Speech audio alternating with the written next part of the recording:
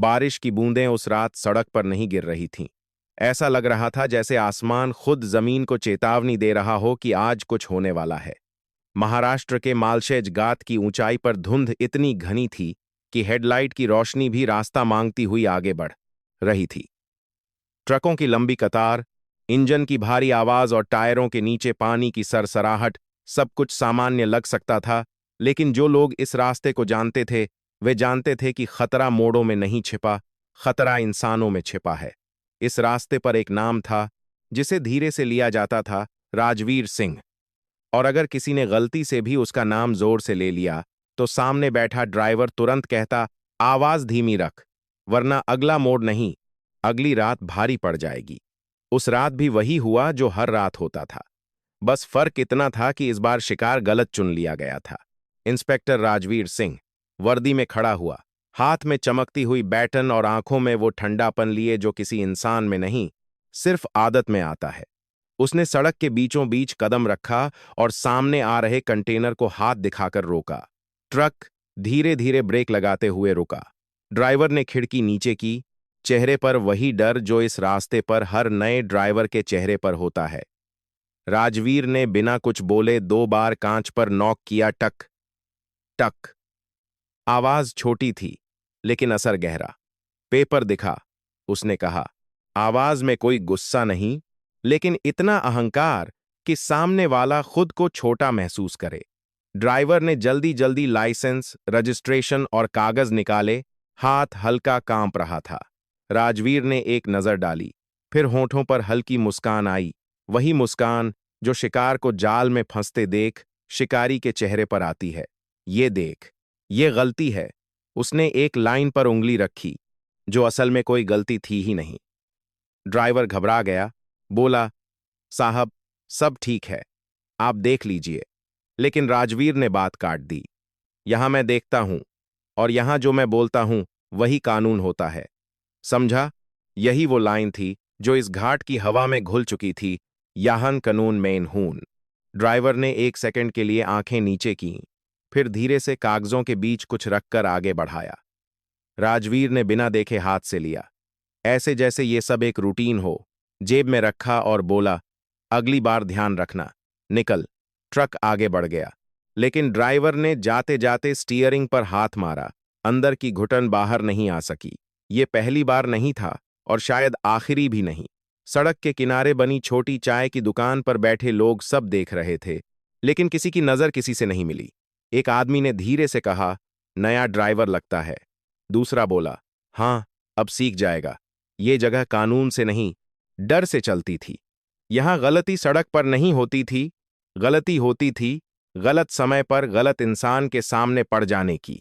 थोड़ी दूर एक और ट्रक आया, लेकिन इस बार कुछ अलग हुआ। राजवीर ने उसे देखा, फिर देखा और अचानक हाथ नीचे कर लिया। ट्रक बिना रुके निकल गया। पास खड़े कांस्टेबल ने हल्का सा टॉर्च से सिग्नल दिया, 2 बार ब्लिंक, जैसे कोई कोड हो। ये वो गाड़ियां थीं जो महीना देती थीं। इनके लिए कोई चेकिंग नहीं, कोई सवाल नहीं। सिस्टम सेट था, हर कोई अपनी जगह पर फिट था। राजवीर सिर्फ एक आदमी नहीं था, वो उस सिस्टम का चेहरा था। बारिश अब और तेज हो गई थी।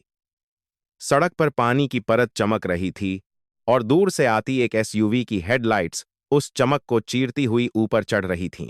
गाड़ी की स्पीड कंट्रोल में थी, ड्राइविंग स्टेडी, कोई घबराहट नहीं। राजवीर की नजर उस पर पड़ी। उसने 1 सेकंड में अंदाजा लगा लिया, out station number, single driver, औरत।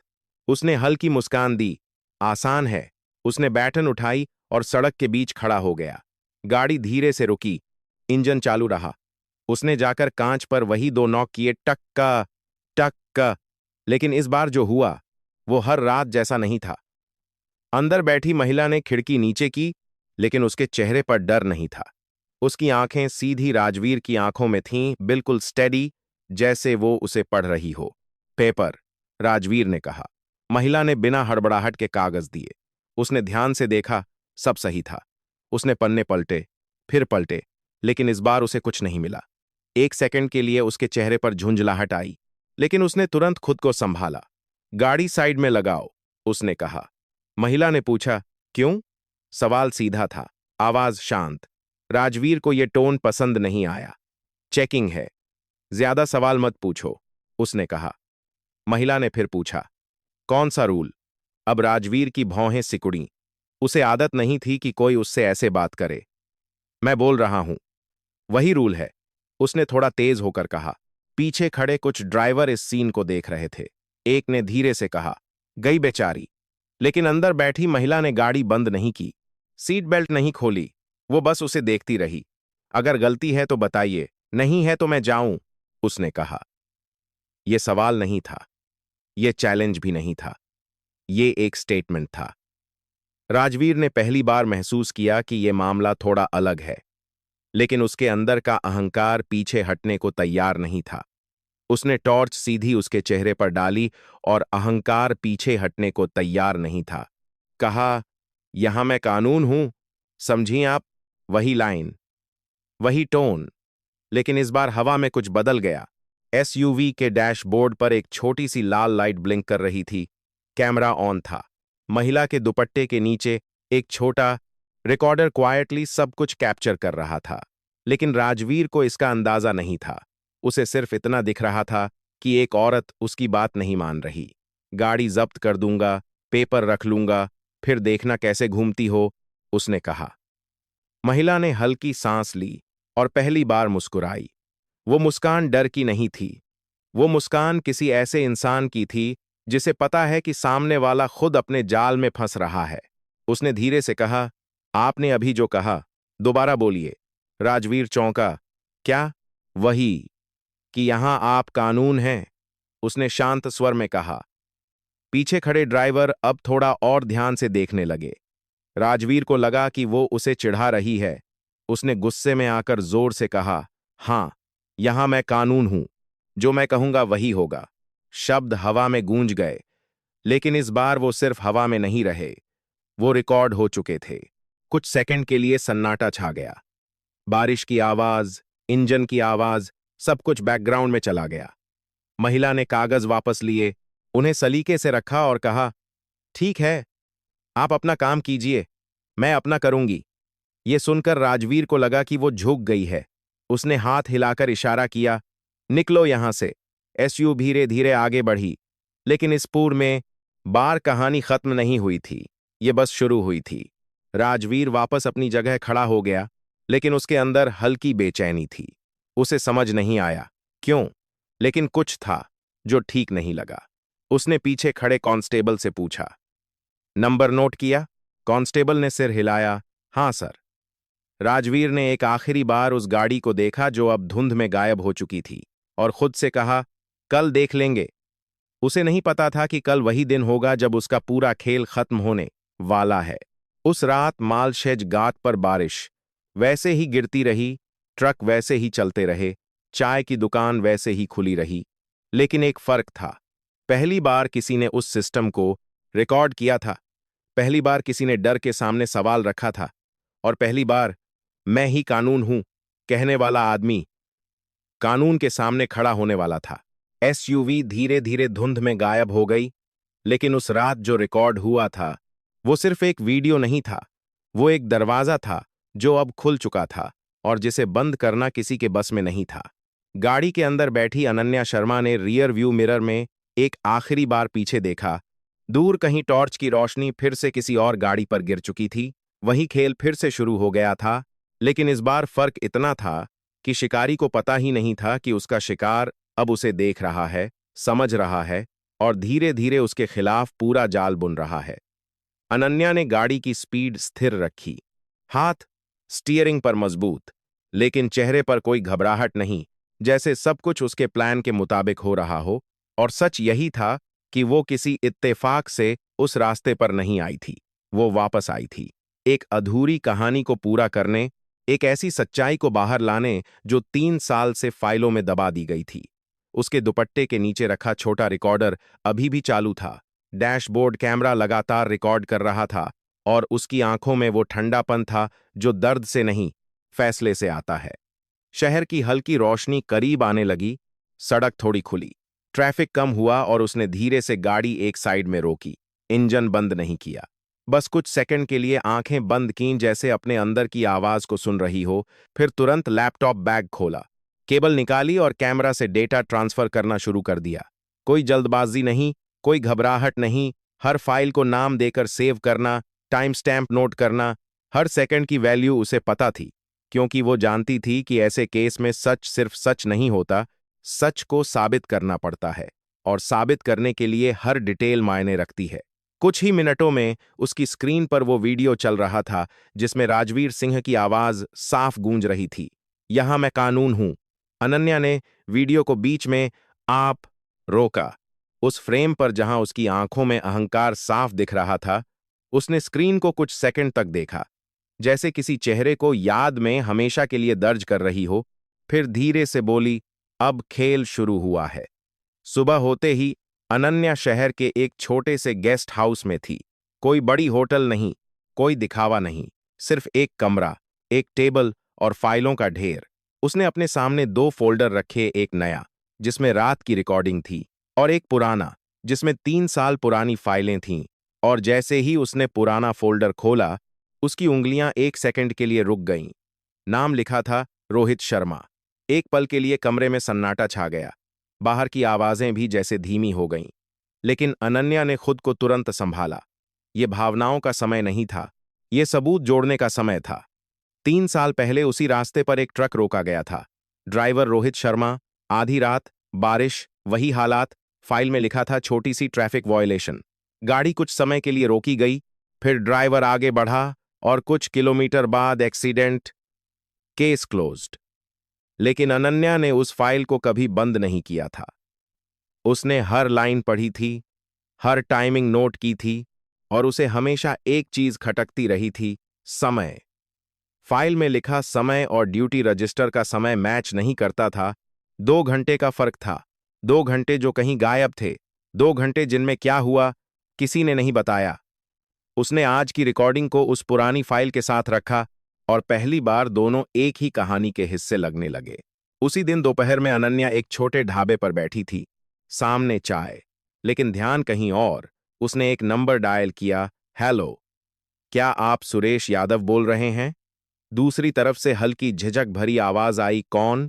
मैं एक पुरानी शिकायत के बारे में बात करना चाहती हूं। मालशैज गात। कुछ सेकंड सन्नाटा रहा, फिर धीरे से जवाब आया, मैडम, वो बात अब रहने दीजिए। अनन्या ने शांत आवाज में कहा, मैं रिकॉर्ड नहीं कर रही, दुकान पर मिले।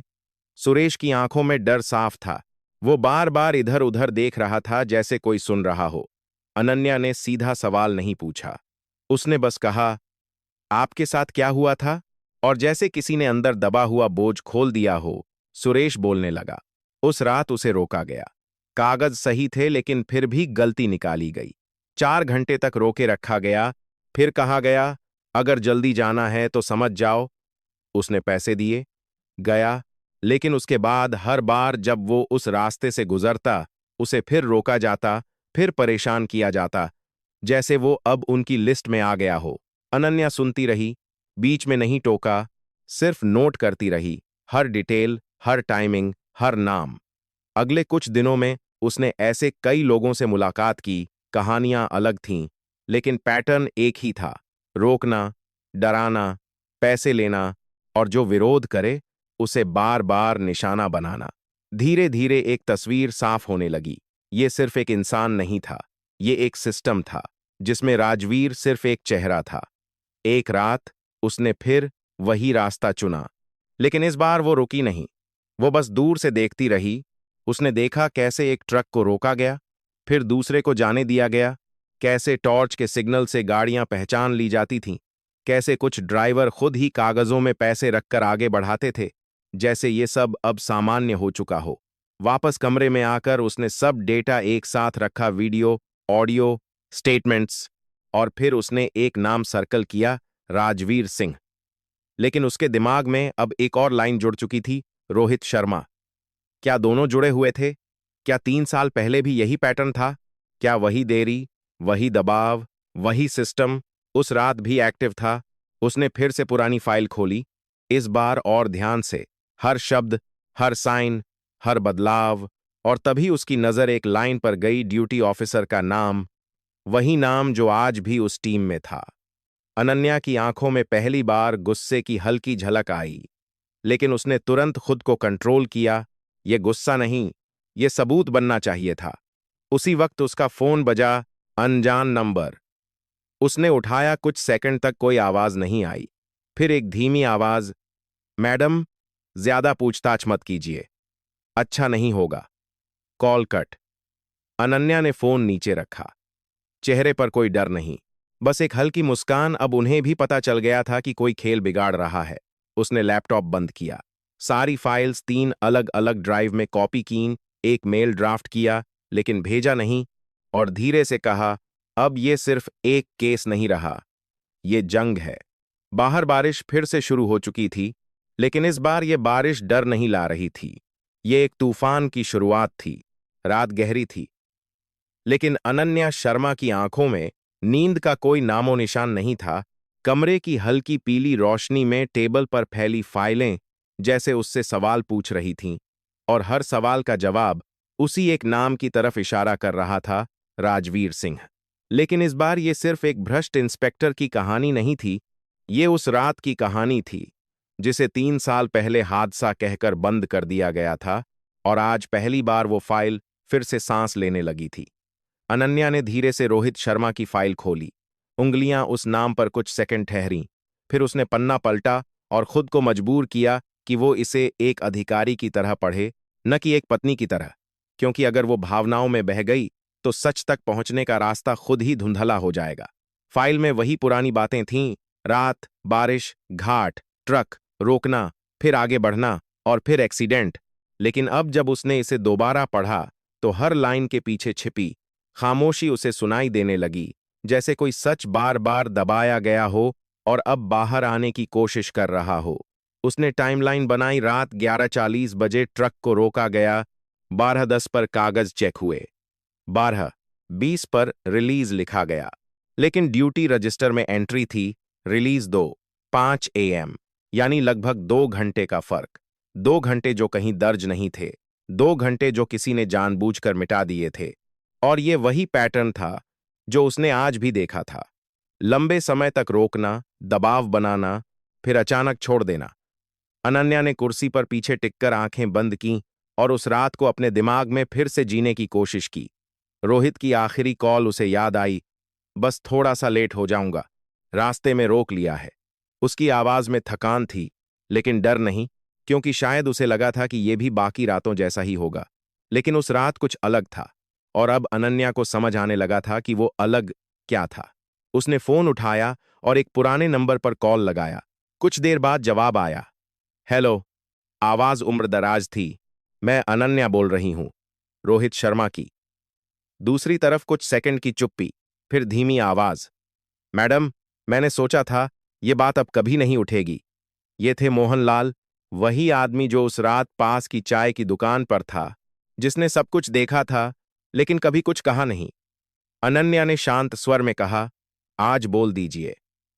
मोहनलाल ने गहरी सांस ली और बोलना शुरू किया, उस रात बहुत बारिश थी, आपका आदमी आया, उसे रोका गया। वो बार बार कह रहा था कि उसने कुछ गलत नहीं किया, लेकिन उसे जाने नहीं दिया गया। वो गुस्से में भी था, लेकिन डर भी था। करीब 2 घंटे तक वो वहीं खड़ा रहा, फिर कुछ देर बाद उसने हार मान ली और फिर वो चला गया। अनन्या ने बीच में पूछा, क्या उसने पैसे दिए थे? मोहनलाल कुछ सेकंड चुप रहा, फिर बोला, नहीं, उसने मना कर दिया था। कमरे में सन्नाटा छा गया। ये वही जवाब था जिसका डर भी था और उम्मीद भी। अगर रोहित ने पैसे नहीं दिए थे, तो क्या उसी वजह से उसे रोका गया, दबाव डाला गया और फिर उस हालत में छोड़ दिया गया जहां उसका ध्यान बंटा हुआ था, उसका दिमाग भरा हुआ था और सड़क खतरनाक थी। अनन्या ने कॉल खत्म किया, लेकिन अब उसके पास एक और टुकड़ा था, एक ऐसा टुकड़ा जो पूरी तस्वीर बदल सकता था। उसने तुरंत दूसरी फाइल निकाली, आज की रिकॉर्डिंग, राजवीर का चेहरा, उसकी आवाज, उसका वही तरीका, पहले गलती बनाना, फिर दबाव डालना, फिर इशारा करना कि समझ जाओ, और अगर सामने वाला नहीं समझे तो उसे रोक कर रखना, थकाना, तोड़ना।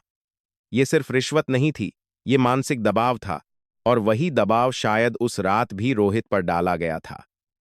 उसने दोनों टाइमलाइन को साथ रखा, 3 साल पहले और आज, और पहली बार दोनों एक जैसे दिखे, जैसे कोई स्क्रिप्ट हो जो सालों से बिना बदले चल रही हो। तभी उसके फोन पर एक मैसेज आया, मैडम, मैं ज्यादा नहीं बोल सकता, लेकिन आपने सही रास्ता पकड़ा है। नंबर अनजान था, लेकिन मैसेज साफ था, कोई अंदर से भी देख रहा था।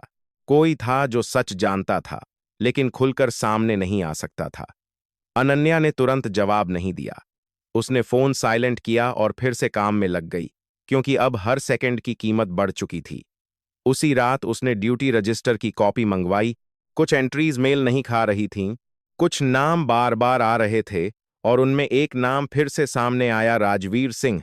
वो सिर्फ आज ही नहीं, उस रात भी ड्यूटी पर था, और यही वो लिंक था जिसकी उसे तलाश थी। अनन्या की सांसें थोड़ी तेज हुईं, लेकिन उसने खुद को शांत किया। ये सिर्फ शुरुआत थी, अभी उसे और गहराई में जाना था। उसने एक और कॉल किया, इस बार उस ड्राइवर को जो उस रात रोहित के पीछे चल रहा था। काफी कोशिशों के बाद उसने बात करने के लिए हाँ कहा। अगली सुबह वो उससे मिली, एक सुनसान पार्किंग में। आदमी की आंखों में डर साफ था।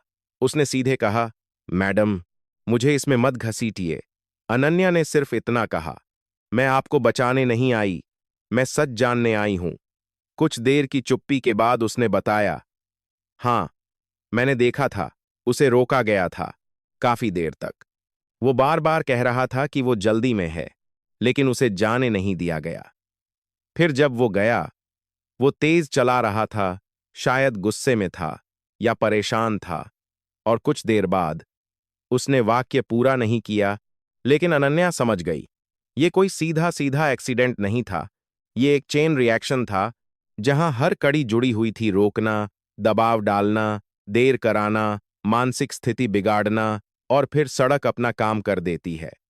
अनन्या वापस अपने कमरे में आई, उसने सारी बातें लिखीं, हर बयान, हर टाइमिंग, हर कनेक्शन, और अब पहली बार उसने जोर से कहा, यह हादसा नहीं था, ये एक निष्कर्ष नहीं था, ये एक आरोप था। लेकिन इस बार उसके पास सिर्फ शक नहीं, सबूत भी थे।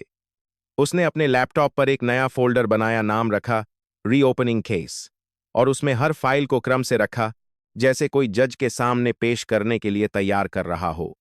लेकिन तभी दरवाजे पर हल्की दस्तक हुई। अनन्या ठिठक गई। उसने धीरे से दरवाजा खोला। बाहर कोई नहीं था, बस फर्श पर एक लिफाफा पड़ा था। उसने उठाया। अंदर एक पेन ड्राइव थी और एक छोटा सा नोट, सच्चाई अंदर है, लेकिन संभल कर। अनन्या ने दरवाजा बंद किया, पेन ड्राइव को देखा, और एक पल के लिए सोचा ये जाल भी हो सकता है। लेकिन फिर उसने लैपटॉप ऑन किया और पेन ड्राइव लगाई। स्क्रीन पर जो खुला, उसने उसकी सांसें रोक दीं। ये सीसीटीवी फुटेज था, उसी रात का, उसी रास्ते का, और उसमें साफ दिख रहा था रोहित का ट्रक, चेक पोस्ट, और फिर एक लंबा ठहराव, वो ठहराव जो फाइल में नहीं था। अनन्या ने स्क्रीन को ध्यान से देखा, आंखें सिकुड़ीं, और धीरे से बोली, अब तुम बच नहीं सकते राजवीर सिंह। अब ये कहानी खत्म नहीं होगी, अब ये कहानी खुलेगी, और पूरी खुलेगी। सुबह की हल्की रोशनी पर्दों के किनारों से कमरे में घुस रही थी, लेकिन अनन्या शर्मा के लिए रात अभी खत्म नहीं हुई थी। उसकी आंखों के सामने लैपटॉप की स्क्रीन पर रुका हुआ वो फ्रेम बार बार लौट रहा था, जिसमें रोहित का ट्रक चेकपोस्ट पर खड़ा था, और समय जैसे वहीं ठहर गया था। वो ठहराव अब सिर्फ एक वीडियो नहीं था, बल्कि एक गवाही था, एक ऐसा सबूत जिसे किसी ने सालों पहले मिटाने की कोशिश की थी, लेकिन पूरी तरह मिटा नहीं पाया, और अब वही अधूरा सच वापस सामने आ चुका था। अनन्या ने गहरी सांस ली और खुद को फिर से केंद्रित किया। अब यह मामला एक व्यक्ति से कहीं आगे बढ़ चुका था। अब वो एक ऐसे जाल को देख रही थी जो डर, पैसों और चुप्पी से बुना गया था। उसने अपने सामने एक बड़ा चार्ट बनाया, नाम लिखे Rajveer Singh, duty officer, constable, और फिर उन ट्रक ड्राइवरों के नाम जिनसे वो मिल चुकी थी। हर नाम के बीच लाइनें खींची, समय जोड़ा, घटनाएं जोड़ी, और धीरे धीरे एक पैटर्न उभरने लगा। रात की ड्यूटी, खासकर बारिश या धुंध वाले दिन, बाहर के नंबर प्लेट वाली गाड़ियां, रोकना, देर करना, दबाव बनाना, और फिर पैसे लेकर छोड़ देना या कभी कभी बिना पैसे के भी देर तक रोकना ताकि सामने वाला टूट जाए। ये सिर्फ रिश्वत नहीं थी, ये एक सिस्टम था जो इंसानों की मजबूरी को अपनी ताकत बना चुका था। दोपहर होते होते अनन्या ने फिर बाहर निकलने का फैसला किया।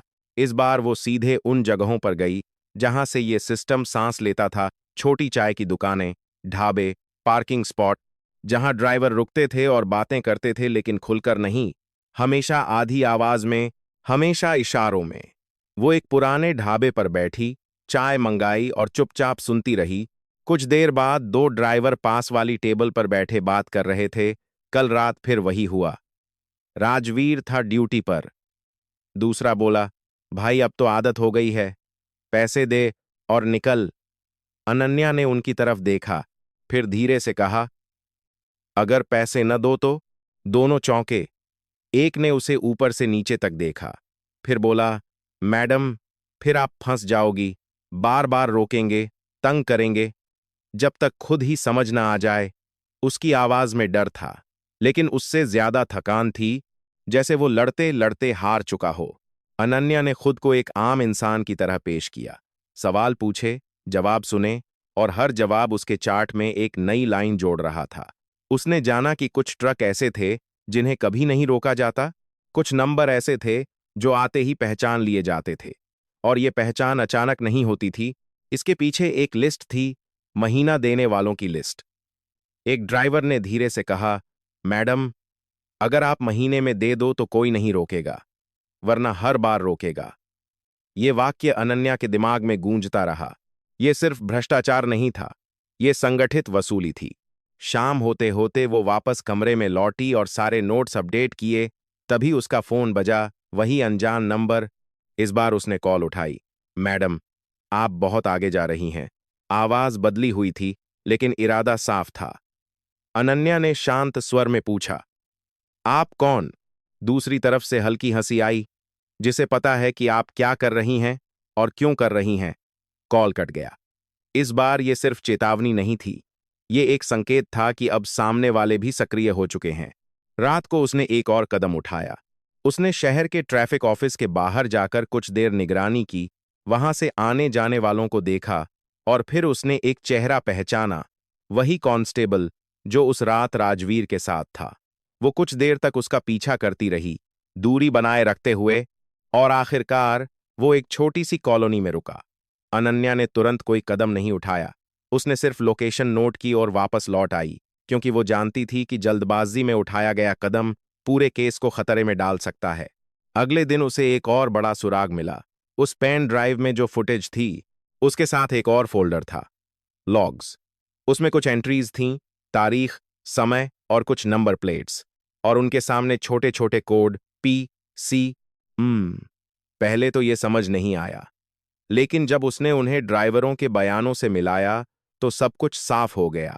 P मतलब पास, C मतलब चेक, M मतलब मंथली, यानी जिसने महीना दिया है उसे बिना रोके पास करना। अनन्या की आंखों में चमक आई।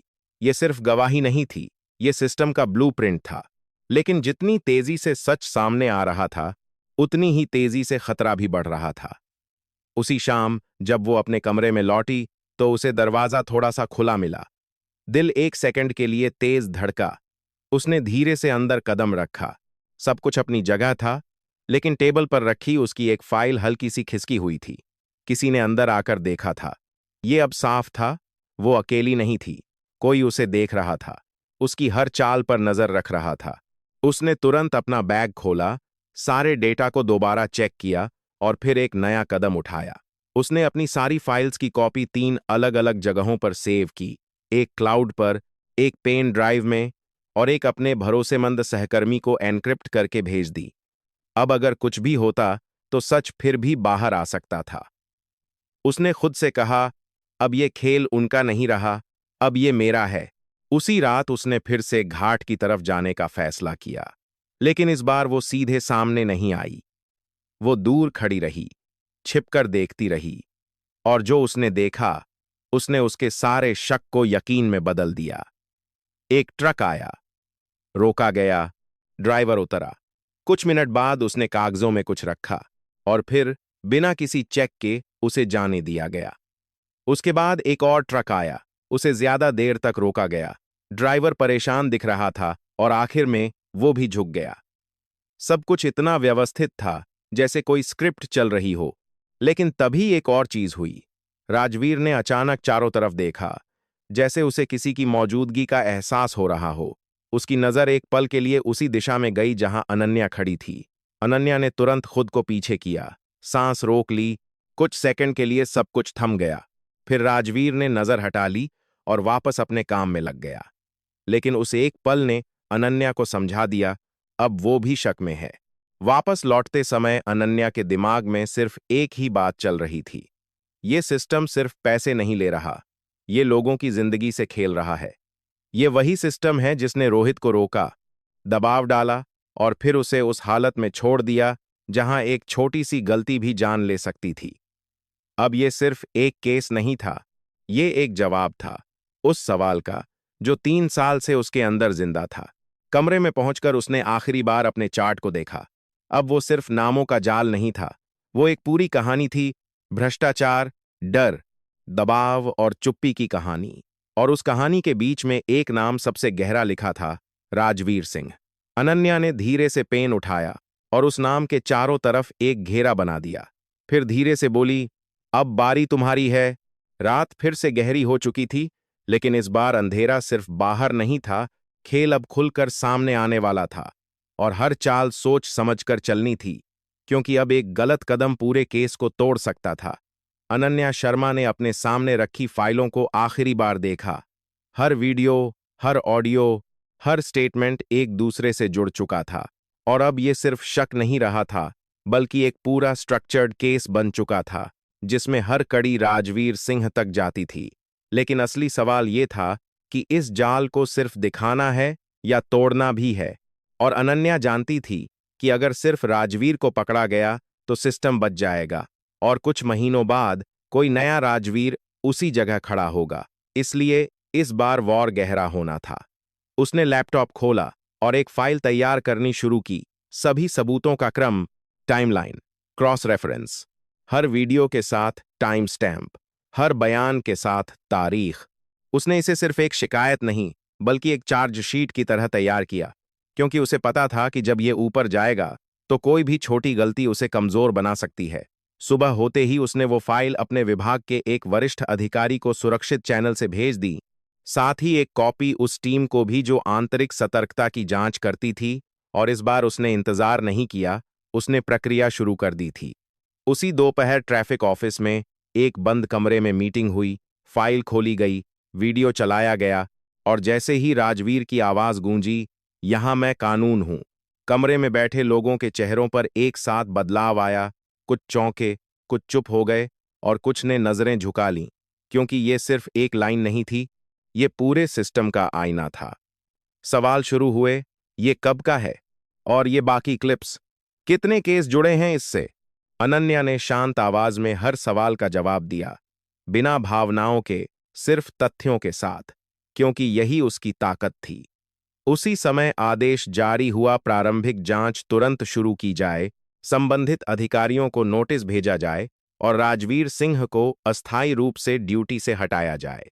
लेकिन खबर बाहर निकलते देर नहीं लगी। उसी शाम राजवीर को पता चल गया कि कुछ बड़ा होने वाला है। उसका फोन लगातार बज रहा था। किसी ने कहा, तुम्हारा नाम ऊपर गया है। किसी ने कहा, थोड़ा संभल जाओ। और किसी ने सीधे कहा, अब बचना मुश्किल है। राजवीर ने पहले इसे हल्के में लिया। उसे लगा जैसे पहले भी कई बार शिकायतें आईं और दबा दी गईं, लेकिन इस बार उसके अंदर एक अजीब सा डर उठ रहा था, जिसे वो नजरअंदाज नहीं कर पा रहा था। उसने तुरंत अपने कुछ पुराने संपर्कों को कॉल किया, एक नंबर डायल किया। सर, थोड़ा देख लीजिए। दूसरी तरफ से जवाब आया, इस बार मामला बड़ा है, खुद संभालो।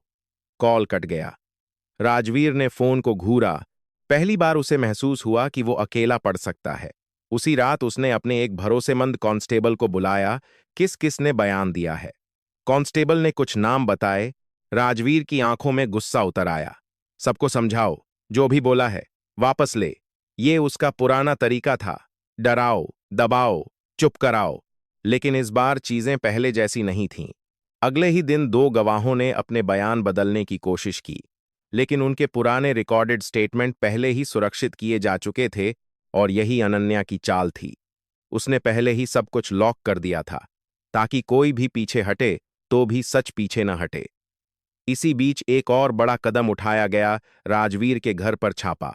सुबह सुबह जब दरवाजा खुला तो अंदर जो मिला उसने सबको चौंका दिया। अलमारी के पीछे छिपा लॉकर, जिसमें कैश के बंडल, सोने के बिस्किट और कुछ प्रॉपर्टी के कागज जो उसकी आय से कहीं ज्यादा थे।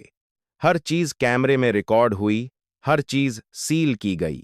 बाहर मोहल्ले में लोग खड़े थे, वही लोग जो कभी उसकी वर्दी से डरते थे, आज उसकी गिरती हुई हालत देख रहे थे। किसी ने धीरे से कहा, अब समझ आया। किसी ने सिर हिलाया। सब चलता था यहां। ये वही आवाजें थीं जो सालों से दबाई गई थीं।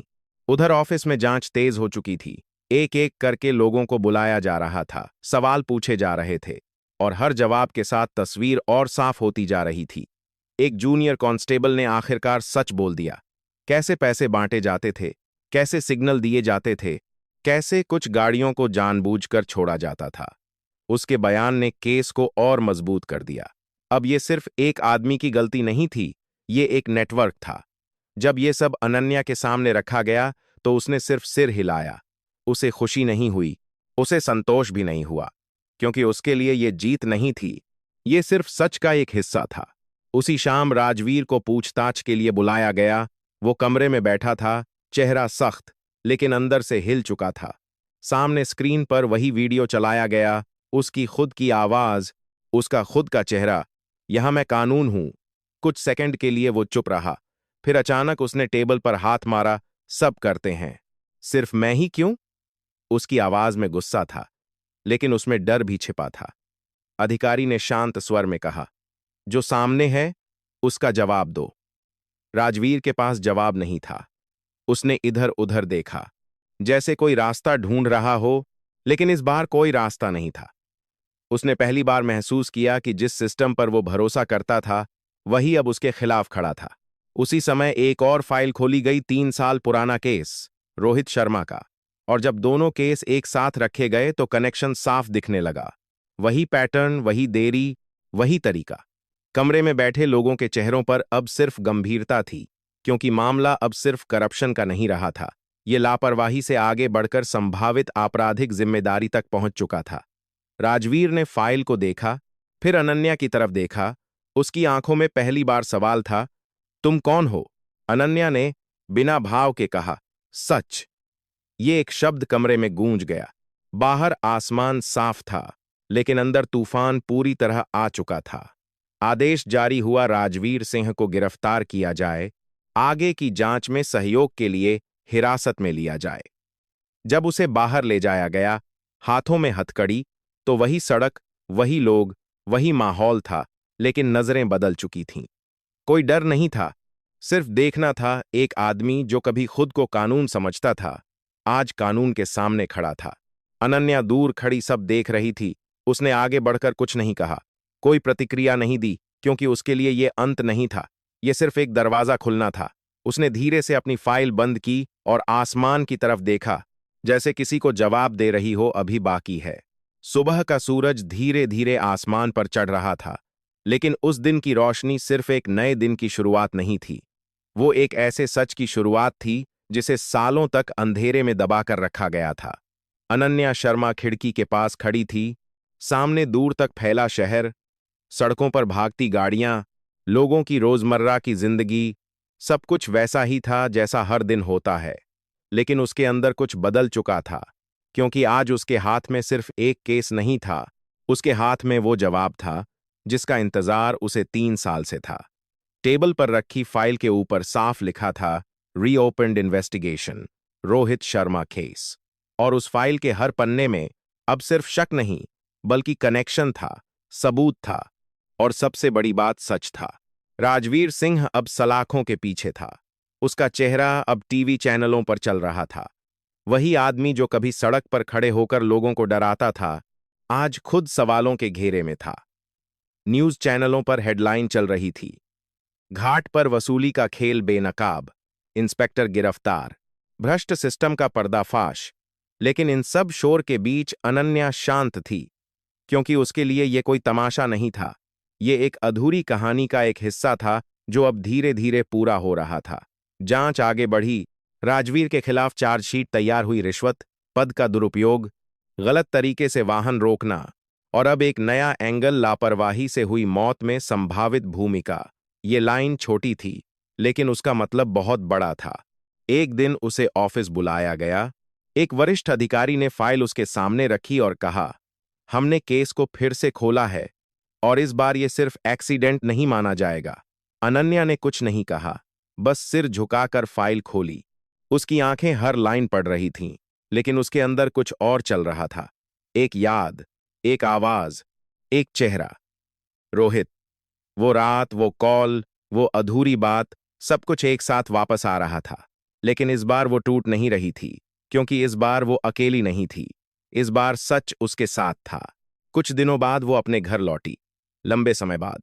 दरवाजा खोला, अंदर वही पुरानी खुशबू, वही तस्वीरें, वही कोना जहां रोहित बैठकर चाय पीता था। उसने धीरे से टेबल पर फाइल रखी, फिर अलमारी से एक छोटी सी फ्रेम निकाली। रोहित की फोटो। उसने उसे सामने रखा, कुछ सेकंड तक देखा, और फिर पहली बार उसके चेहरे पर हल्की सी मुस्कान आई। दर्द अभी भी था, कमी अभी भी थी, लेकिन अब उस दर्द में एक सुकून भी था, क्योंकि अब वो जानती थी कि उसके साथ क्या हुआ था। उसने धीरे से कहा, अब सच छुपा नहीं है। उसकी आवाज धीमी थी, लेकिन उसमें वो ताकत थी जो किसी फैसले के बाद आती है। बाहर बारिश शुरू हो चुकी थी, वही बारिश जो 3 साल पहले उस रात थी, लेकिन आज वो डर नहीं ला रही थी। आज वो जैसे एक कहानी को पूरा कर रही थी। उसी शाम उसने टीवी ऑन किया। स्क्रीन पर राजवीर को कोर्ट में पेश किया जा रहा था। मीडिया चिल्ला रही थी, लोग सवाल पूछ रहे थे, लेकिन वो बस देखती रही, बिना किसी रिएक्शन के, क्योंकि उसके लिए ये अंत नहीं था, ये सिर्फ एक जवाब था। जांच आगे बढ़ती रही और धीरे धीरे पूरी चेन सामने आई। कौन किससे जुड़ा था, किसने क्या किया, किसने क्या छुपाया। कुछ लोग सस्पेंड हुए, कुछ पर केस चला, और कुछ जो सालों से चुप थे, उन्होंने पहली बार बोलना शुरू किया। घाट पर अब वही चेकपोस्ट था, वही सड़क थी, लेकिन माहौल बदल चुका था। अब वहां खड़े पुलिस वाले डर का नहीं, नियम का पालन कर रहे थे।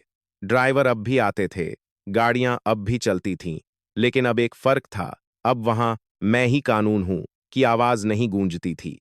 एक दिन अनन्या फिर उसी रास्ते से गुजरी, उसी घाट से।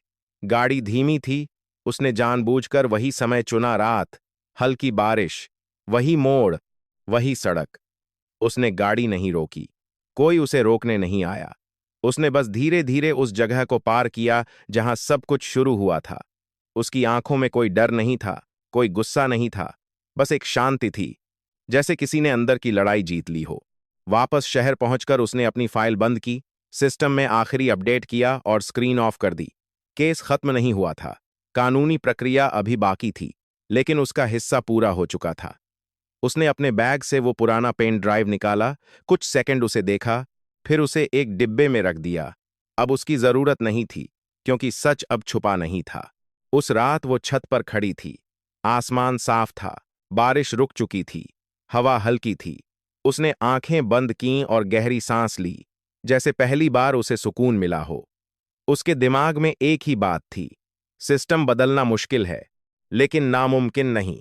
और कभी-कभी एक इंसान, एक सबूत, एक सवाल पूरी कहानी बदल सकता है। और यही इस कहानी का सच है।